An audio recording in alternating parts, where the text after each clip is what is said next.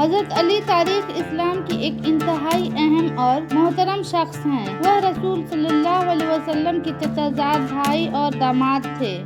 ان کی زندگی کی ابتدائی دور اسلام میں داخل ہونے اور رسول صلی اللہ علیہ وسلم کے ساتھ ان کے تعلقات پر تفصیلی گفتگو کرتے ہیں۔ حضرت علی کی ولادت 13 رجب 23 ہجری کو مکہ کے مقدس مقام کعبہ میں ہوئی۔ وہ اپنے والدین کے چوتھے بیٹے تھے۔ بچپن سے ہی وہ نبی کریم صلی اللہ علیہ وسلم کے گھر میں پلے بڑھے۔ اس طرح آپ صلی اللہ علیہ وسلم کے قریب ترین صحابی ہونے کا شرف حاصل ہے۔ حضرت علی اسلام قبول کرنے والے اولین لوگوں میں سے تھے۔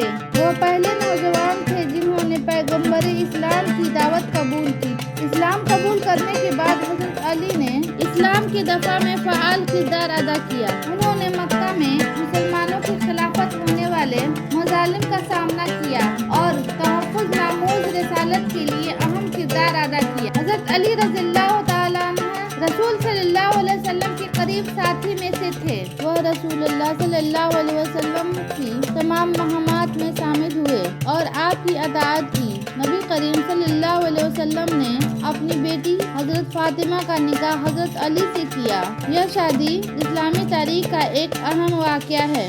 جب مشرکین نے رسول اللہ کو قتل کرنے کی سازش کی تو حضرت علی اپنی جان کی پرواہ کیے بغیر اپنی جگہ رسول اللہ صلی اللہ علیہ وسلم کے بستر پر لیٹ گئے۔ حضرت علی ان لوگوں میں سے تھے جنہوں نے براہ راست پیغمبر اسلام سے اسلامی علم حاصل کیا۔ وہ اسلامی علم کا ایک وسیع ذخیرہ تھے۔ حضرت علی کو تاریخ اسلام میں منفرد مقام حاصل ہے۔ آپ صلی اللہ علیہ وسلم کے سب سے وفادار ساتھی، داماد اور خلیفہ تھے۔ ان کی زندگی اور کارناموں سے ہم اسلام کی نظریات افطار کے بارے میں بہت کچھ سیکھ سکتے ہیں۔ حضرت علی کو تاریخ اسلام میں علم کا مینار سمجھا جاتا ہے۔ وہ نہ صرف ایک عظیم جنگجو تھے بلکہ ایک عالم، فلسفی اور فقیہ بھی تھے۔ حضرت علی کے اسلام کا سب سے بڑا ذریعہ پیغمبر اسلام کے براہ راست تعلیم تھی۔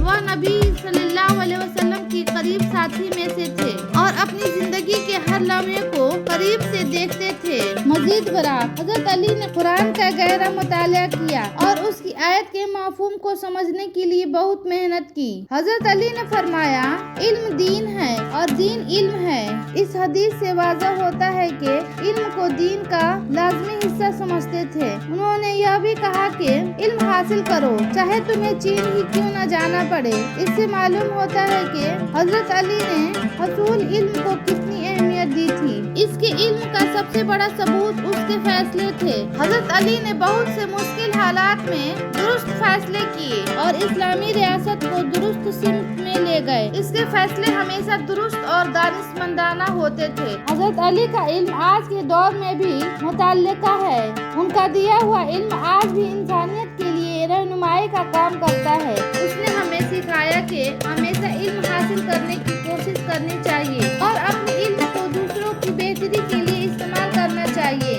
حضرت علی ایک عظیم عالم اور فلسفی تھے۔ ان کے علم نے اسلامی تہذیب کی ترقی میں بہت بڑا حصہ ڈالا۔ آج بھی ہم حضرت علی کی حکمت سے متاثر ہو کر اپنی زندگی کو بہتر بنا سکتے ہیں۔ اگلے حصے میں ہم حضرت علی کے عدل پر گفتگو کریں گے۔ اس ویڈیو کو دیکھنے کے لیے شکریہ۔ برائے مہربانی ہمارے چینل کو سبسکرائب کریں اور کمنٹ کرنا نہ بھولیں کہ یہ ویڈیو آپ کو کیسا لگا۔ شکریہ۔